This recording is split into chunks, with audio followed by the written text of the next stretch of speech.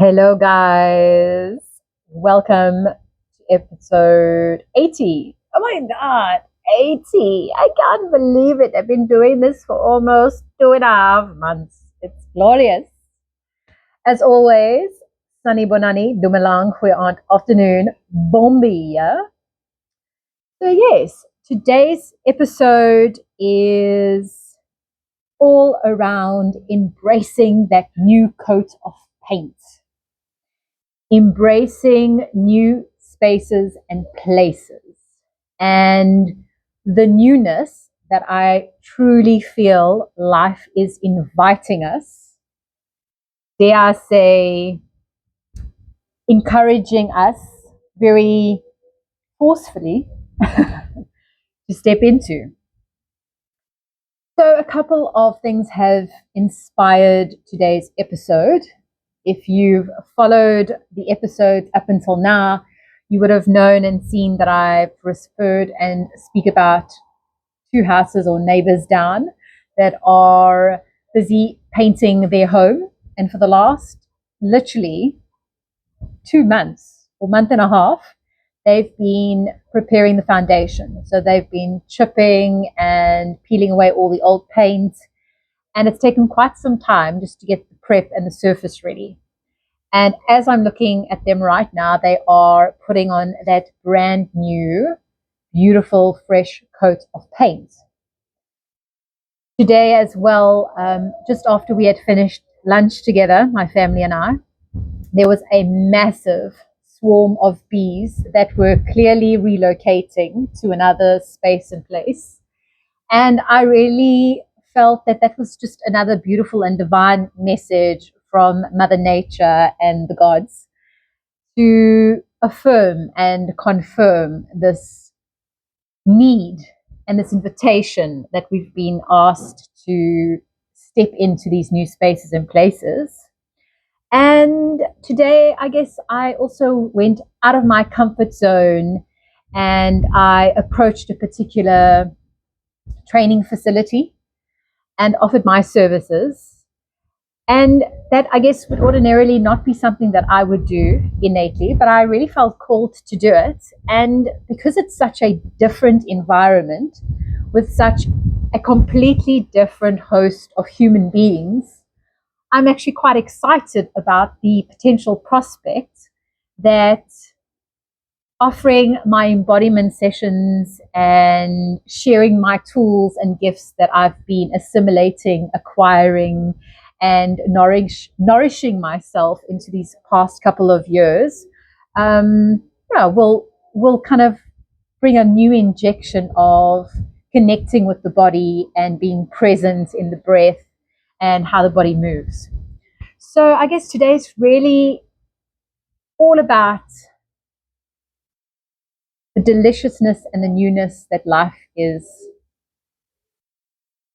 offering us, presenting to us on a platter, so to speak.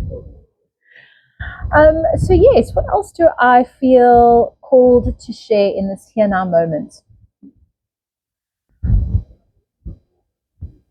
Yesterday was an interesting episode for me. So if you saw yesterday's episode, I was courageous enough to take to the handpan my beautiful musical instrument, which is sunshine yellow in color, very bright and vibrant. And I guess I felt called to not necessarily share my melody and my tune, but more to get outside of my comfort zone and to try something different and to use the tools that I have at my disposal to the best of my ability. So if you watched yesterday's episode, kudos to you if you made it through the whole thing, because I guess 1 minute into me playing the handpan, the sound was quite distorted and there was quite a lot of resonance or like bouncing back, reverberation, I guess would maybe be the right word. And it's so interesting, because I did a sound check and I positioned the microphones where I felt intuitively called to, and I did a little test run, and it sounded great, actually. It sounded really good. I was like, hey, this is actually going to work. And then you know how we are. We always like to return to those little old comforts and little voices inside our head that think they know better. And it was so fascinating because even though I'd done the sound check and I was happy with the quality of what it was just before I did the proper recording, I was like, no, I know better. So I went and I repositioned my mics to be a little closer, and hence the reverberation or kind of like the rebounding of the sound, which was really not pleasant for the ear, if I should say, if I could say it as such. And I guess ordinarily the perfectionist in me would have been like, no, can't post this content. And I was like, no, fuck that shit. I'm going to post this blooper and I'm going to remember this moment and use it as a timestamp of when I tested the sound and I didn't trust that knowingness and the testing that I had undergone, and the head stepped in and thought, no, it's much smarter, it knows what it's doing, and positioned the microphones a little bit closer, and hence we ended up with what we ended up with. So these daily vlogs for me are really timestamps of where I am on my journey in this life, in this experience, in this physical avatar, in this point in time. And yeah, I would like to just hope that that encourages others to also be like okay with their blunders and okay with their bloopers and okay with the aspects and elements of themselves that are still learning and are still figuring things out. And I guess I'm here to just remind everyone that making mistakes is part of life. I feel like we've been so conditioned to fear making mistakes. In fact, I know for certain that that's exactly where my kind of psychology comes in around making mistakes. Quick little story time here. My childhood in primary school was a fascinating experience. I have already shared one particular episode, and it's called Call Me Peach. So that was a very interesting episode around how I was literally instructed and forced to use a particular shade of coloring in pencil to color myself in. And this story that I'm going to share with you here today is also just such an interesting one. There's actually two that spring to mind, but let's see where we get on the time and where I feel the energetics are going, shall we? So I never forget, we had this teacher. She was an English teacher. I was like really young, probably like 8 years of age. We were probably in grade 3 or standard 1, if you know what that is. And I never forget this teacher. She used to give us these tests where we had to memorize how to write words. So our spelling, I guess, was what we were trying to foster. And I never forget her mode of motivation. So for every incorrect answer that you got, you would be reminded of it. So first of all, she used to line us up from the people who got the most to the least wrong, right? So that's already quite a psychological thing that's taking place in your mind for an 8-year-old, as you can imagine. So you're literally being graded according to your level of intelligence or level of success based on this test. And then she would proceed to go down the line with a wooden thick ruler. So we're not talking these shatterproof little skimpy plastic things. We're talking old school wooden ruler. And then she used to ask how many you got wrong. And for every one that you got wrong, she used to hit you with the edge of the ruler. You know, the edge that you usually used to draw the line with. She used to turn the ruler upside down, and she used to use that part to hit your knuckles, people.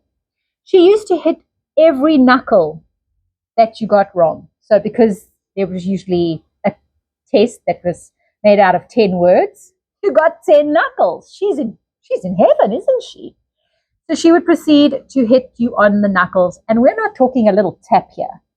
We're talking a pretty intense smack, to be polite.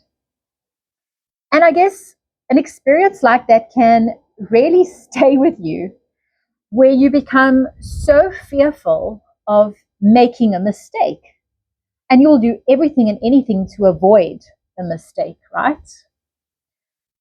Another beautiful experience for me was I was in probably a year later, had another teacher, and I never forget this magical human. Her name was Mrs. Schultz.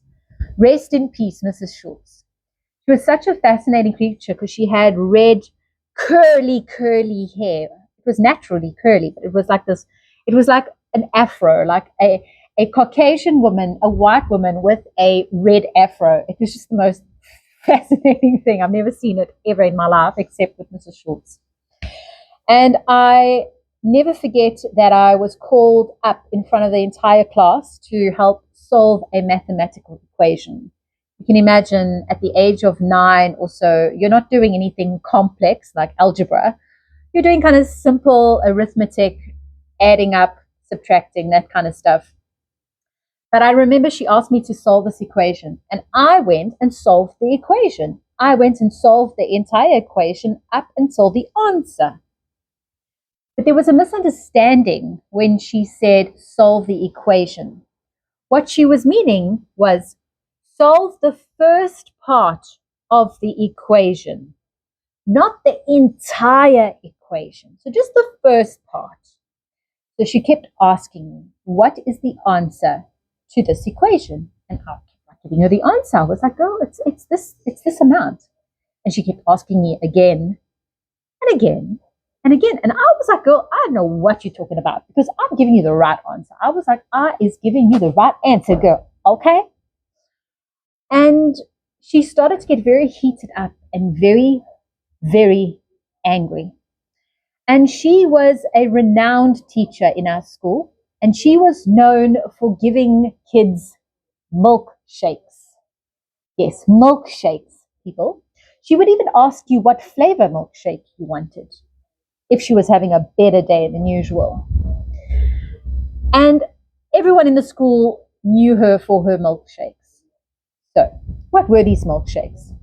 Well, these milkshakes required her to proceed in sticking her long fingernails inside the side of your arms, right over here.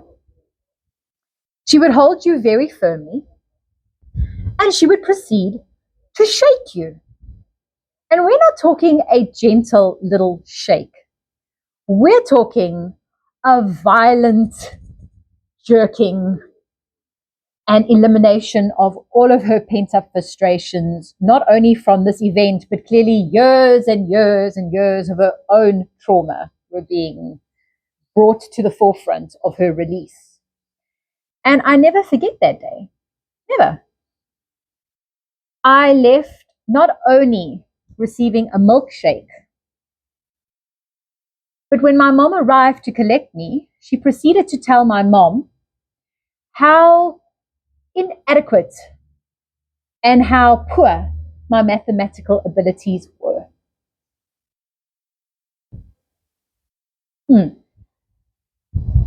Never taking the time to understand how I got to the answer that I got to. Never taking the time to contemplate or journey with me or trying to understand where my mistake was coming from. Or not even having the conscious awareness to realize that the answer that I was giving her was the final conclusive answer, which I had skipped 3 or 4 steps and I was already arriving at the answer. So I was thinking I was a fucking genius. Yes, she wants me to work step by step by step, and I'm like giving her the answer straight away. I'm like, girl, you need to speed up. But instead, I was honored with the gift of a milkshake. So there's no doubt in my mind that I experienced these events and I experienced these things that I needed to experience when I was at school, because it really ignited and fostered the awareness of what can happen in a system of education. Despite all the bells and whistles that we get offered and sold, how they preparing your kids and how they're doing this and how they're doing that. Long story short, guys, it's no wonder that my family and I decided and opted to go on a self-directed stroke homeschooling journey. We tried the conventional. It definitely wasn't working for most of us. And I have no doubt that these experiences that I experienced were catalysts for what needed to unfold and happen decades later. And I guess that brings me back to always trusting in the universe providing you with these experiences and placing you into these spaces and places that perhaps we would ordinarily never think of going into, regardless of if they're uncomfortable or if they feel naturally synchrodestined and you really feel aligned within them. Both serve. The ones that you generally feel misaligned with are opportunities for you to align with later. And yeah, I feel like that is just such a beautiful and powerful way to reinforce and be reminded that God never makes mistakes. God doesn't make mistakes, just like we don't make mistakes in the sense that we're doing something wrong. If there's a mistake, for me, it's a misalignment, which is providing you an opportunity to modify, alter, try different things to land up at different outputs or different outcomes. So I guess this episode is not only about embracing the newness that life is inviting us to step into, but to also truly and from the heart trust that every single experience and every single mistake that you've ever had in your life has been perfectly timed, perfectly delivered to offer what it needs to offer for an event that is perhaps not in your conscious awareness yet, to reveal itself for you to utilize and optimize on that mistake, right? So yes, I trust you've enjoyed the story. I trust you've enjoyed the energy. If you've made it this far, halala, well done to you. And if my energetics have resonated in any shape, way, or form, be sure to check out some of my previous videos. These are daily vlogs, and I do intuitive, spontaneous led messages that really I feel come from the divine, the angels, the guides, my higher self. And ultimately, it's for the elevation and expansion of humanity as a collective. As always, magical beings, continue to sow those seeds, allow for the flow and magic of life to find and guide you so that you may continue to grow, illuminate, and glow. Until tomorrow's episode, stay wondrous and keep your heart open and receptive to inviting the new possibilities that are arriving in your life. Yes.